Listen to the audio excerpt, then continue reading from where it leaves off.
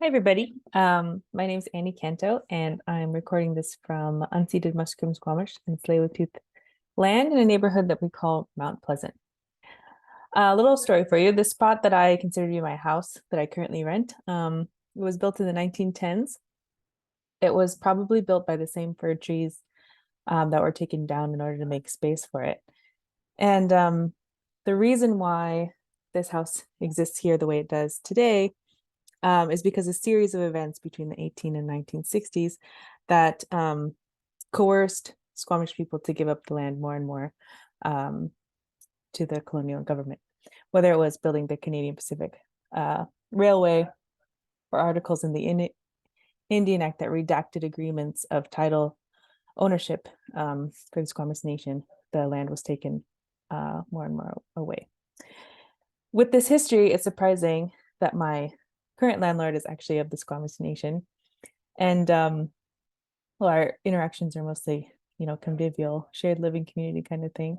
When I think about it, our relationship is fraught with these overarching systems and histories of oppression that affect us at different intersections. With that being said, a lot of the questions that I'll go over in this presentation, a lot of the questions that I have in my art practice have to do with this phenomenon of how in such like everyday interactions or in the social milieu of the relationships that we have, there are moments that point to the immensely complex world that we share.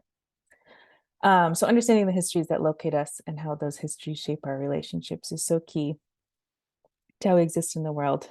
And I'll start by also thanking you all for arriving here digitally on this platform to watch this artist talk, where I will continue to talk about this topic, the impossibility of relationships, the emergence that occurs in an art collaboration, and the power of a premise. Okay, let's get some images up here. Okay, great. Okay, so to begin, I just want to mention some of the ways of thinking that influence my art making or my art practice. I'm mostly going to talk about my work as a socially engaged artist, and I'm going to probably use socially engaged art and social practice kind of interchangeably. I won't go into why, but as you've been talking about this course, socially engaged art is often doesn't adhere to any specific medium or discipline. Those aspects aren't what's most important about the work. It's really the social sphere, the social interaction. But I do use a couple different media to help me frame the ways that I think about social interaction. The first one is comics. So as a maker, the medium I'm most comfortable in is probably making comics. And they actually help me a lot with understanding the like social events that I host in my art practice. So they kind of give me a different framing for how I think about relationships. So as you have probably experienced with comics, they're very accessible, they're welcoming, they invite any kind of reader in, they're cheap. They also they're all about relationships. So they're driven by dialogue, and you are invested in them. For example, a comic book character for many, many years, as you find out more and more about your life. It's about building relationship with that character over these like little tiny things they do in their panels for the years that you're engaged with them. And it's also about understanding the relationship between two characters, again, through these like little things that they experience in their day-to-day lives. So comics, amazing. These are some of my comics I'll share with you really quickly. And then the other thing I guess there's two other things that I want to pick up on as ways that help me understand my own art practice, different kinds of framing. The other thing is I'm a big fan of speculative fiction, specific speculative fiction. And I put a few on the slide that I love. So I found this like great connection between socially engaged art and speculative fiction. And that is that in the process of making these two very, very different ways, art making things, the maker often comes up with a premise. And from that premise, a whole world of events can evolve. So there's a similarity there. For example, the premise of the Xenogenesis series, for example, by Octavia Butler. We have this premise that goes something like, if a sentient ecology as sentient life force understood people today. Or sorry, let's see. What did I write down? Okay, if a sentient ecology driven by the desire to support life met the current human race, would they understand people today as a driver of life or a destroyer? Okay, so we start with this premise, and then Octavia Butler is able to go down this huge rabbit hole of character development, world building, and putting all these things in different situations to see what happens. Similarly, in social practice art, I feel like collaborations and people come up with these premises. For example, this is an example, a project called Flood by the artist collective HaHa. And they had this premise. They're like, okay, our community is kind of being affected really heavily by HIV and AIDS right now. So we live in this apartment building. What if we just figured out how to create a hydroponic garden so we could create local, affordable, like organic produce and food for people to eat? And that way we serve our community. Again, these two premises, they're pretty complex, but they're kind of straightforward. And from these a couple lines of thinking, a whole world of events is able to take place. HaHa was able to teach people how to grow their own food, like host all the events. They're building more community in their neighborhood. And further than that, they have this story. They have these like a handful of images in this story of this place that they created that inspires us to imagine a different way the world could be. So there's a similarity in these two things having to do with the premise and the story that follows. Okay, so anyway, let's talk about some of the stuff that I make. So in this image, I'm just going to talk about one of these first projects that I love to introduce because it shows this connection between comic book world and the real world. So this project is called Share My Lunch, and really I brought too much. And focusing on this idea that the possibility of meeting another person or what can happen in meeting another person has endless possibilities. I had this idea that I would just bring my lunch to different places, bring a little bit extra, and sit down and just wait for people to come and eat with me. Okay, that's the premise. And I have this series of photos where I'm like wedged. I'm setting up this table, chairs, rolling it around on a cart, and making space for this like public interaction. You probably recognize all these places as some places at our school. When I was doing this, I understood the premise of like wanting to meet another person and appreciating the amount of wonder, the amount of impossibility that comes in just like meeting somebody. But with that open-mindedness, what actually happened was, of course, I met a lot of people that I didn't want to really talk to them anymore. They were annoying, or I was tired, or people just kind of sit down thinking I was just going to listen to them. So a lot of bad interactions as well.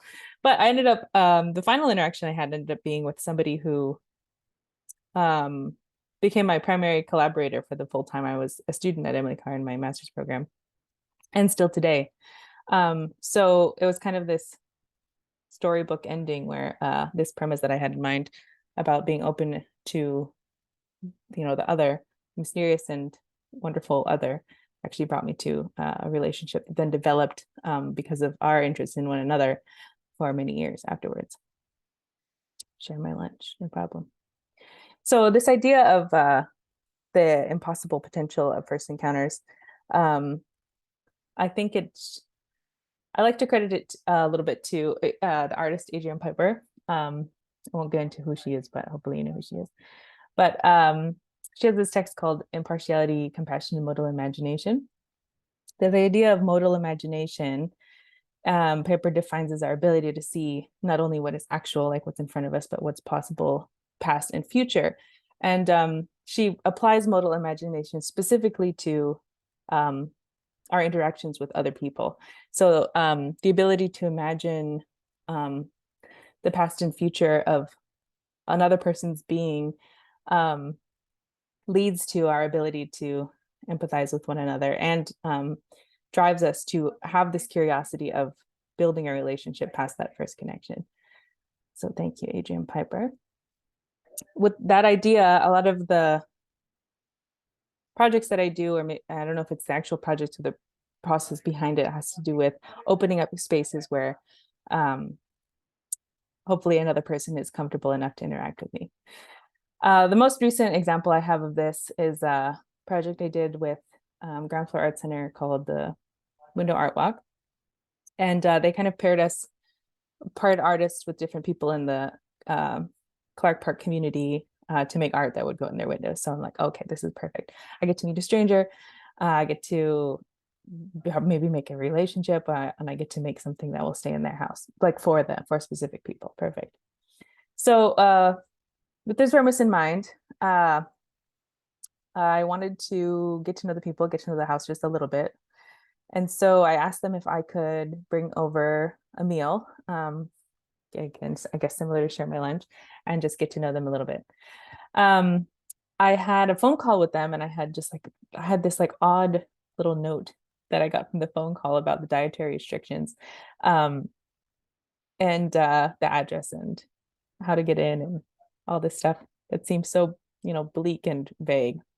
Meanwhile, I'm like making soup. I have this satisfying video of all the nice things that go in there. Very homey. Okay, I show up at their house, and I don't know what I'm going to make for them, but as I'm not, like I was saying, I'm not mostly an object maker, but more like a social interaction facilitator, whatever. So I go to their house, not really knowing what I'm going to do, or just kind of waiting to see what will unfold in our conversation, and what kind of people I'm starting to meet. And I find out that all this stuff about them, about how much they love food, just like me, about different soap collections, about the history of their relationship, all of this stuff. They're so amazing and open. And with what I learned from their conversation, what ended up being the idea for the window art was that I would sort of press some of the ingredients from the food that we ate together, some of the leftover vegetable pieces from the stock, turn it into a type of like papyrus-like paper, and then make like a form of quilt. They're also into quilting, that I would then put in their window. This piece was really interesting to make too, because while it was something that was for the public, it was something that sits inside their house in their kitchen window. So I put way more close attention into what they would see from the inside looking out, as opposed to what's going on outside. So that's something I've yet to figure out. Socially engaged art and social practice is this really weird relationship with audience. Like I was saying before, you have the story after the work is finished that inspires people to imagine a different way the world could be. But in the immediate interaction, you have one-to-one interactions where you're just making something, or making something for another person, or making one other person feel comfortable. So you have this really interesting relationship with multiple audiences. This piece is called My Soup, Your Soap. Okay, so there's that.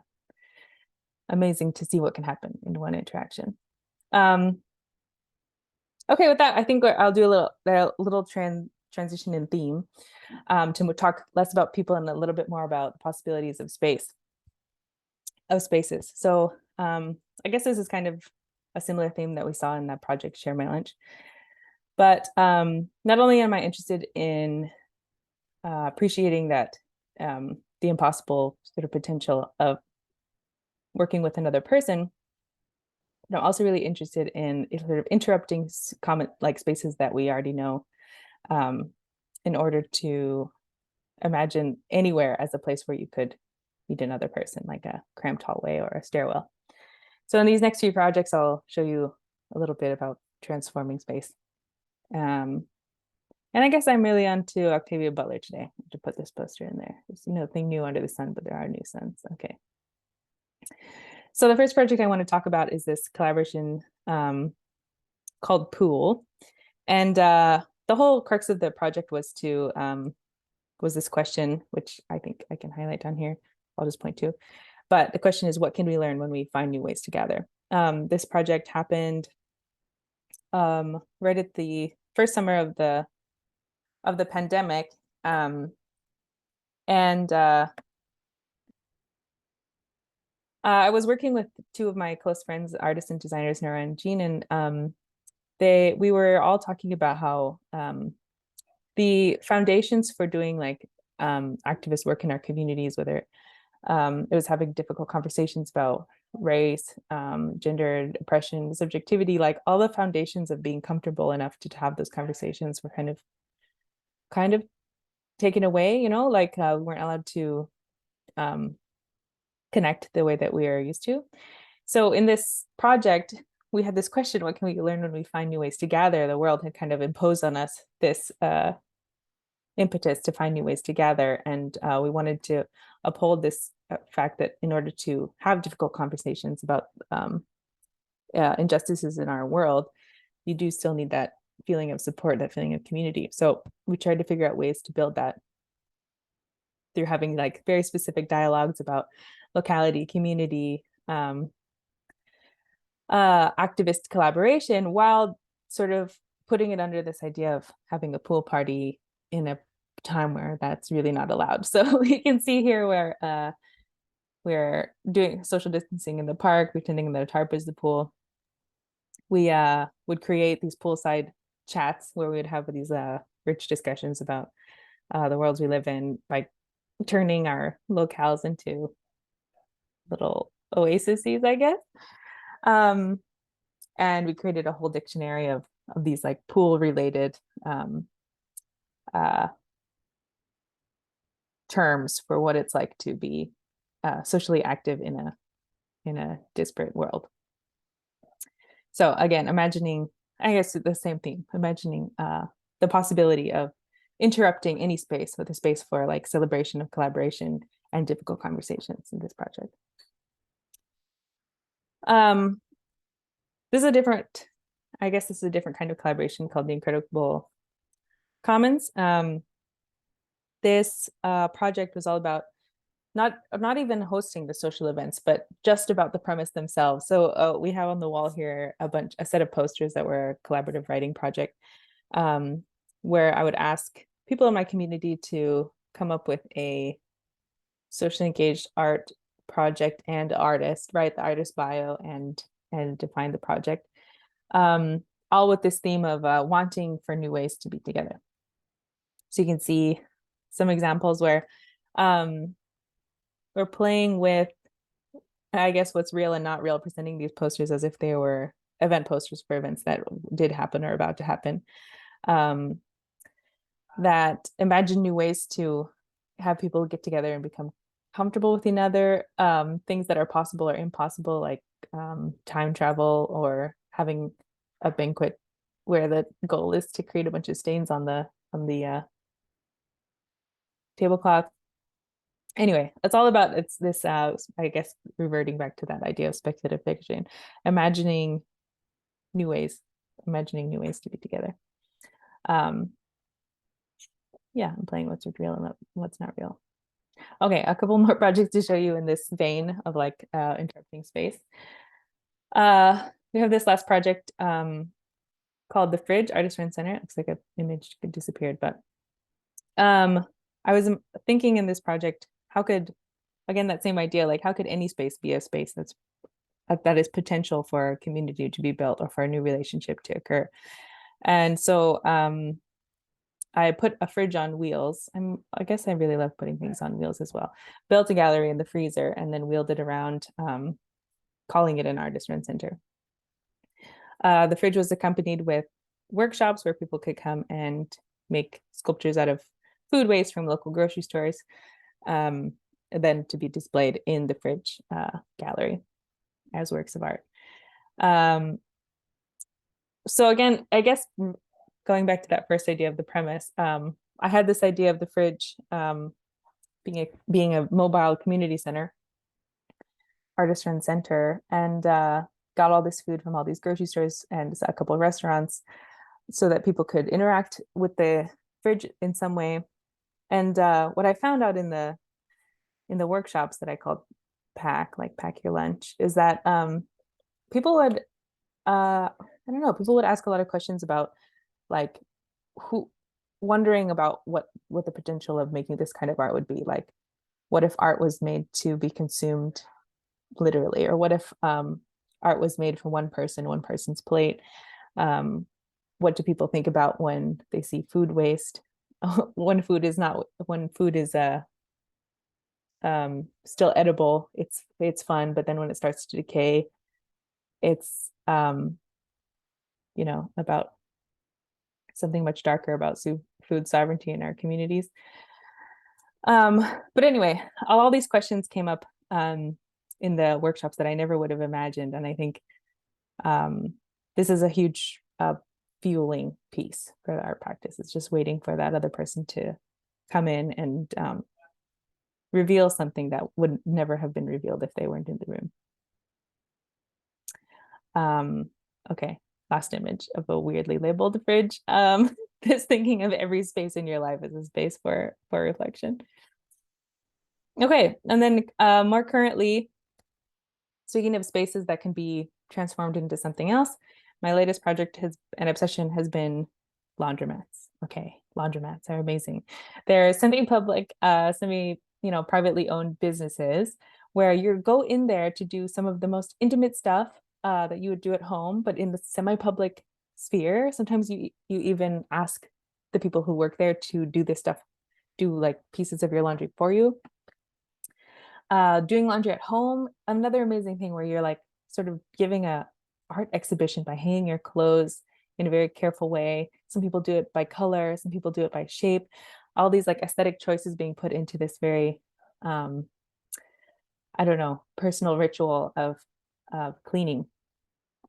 So I've been thinking about the laundromat as this potential site for disruption. People are coming there anyway. They have a bunch of free time they have to kill when they wait for their clothes to dry. So this year I'll be working on turning an art gallery into a laundromat up in a community in the Yukon where they need a laundromat there. They don't have one. And but they do have an amazing art gallery, and we'll be hosting workshops and events where you have to do karaoke while you wait for your permanent press cycle, or you have to attend a disco while air drying your delicates. This project's called My Beautiful Laundry, and again, it's that same idea of opening up a space as a potential site for creating a new relationship, and also imagining that any space can be a space for like rich and noisy community. All right. So the final idea that I'll end this talk on is reverting back to the idea of the power of the premise. When we talked about that piece of work, Flood by Haha, the hydroponic garden. And I think your teacher, Joe, told me that you're also looking into Living is Formed by Nato Thompson. You have these books, these stories, and images of these projects that have these amazing socially relevant premises, and they can be summed up in just a couple of lines, accompanied by like sometimes like really shitty photos. But that premise has the power to like tell a story about a different way the world could be, or the ways that we want the world to be.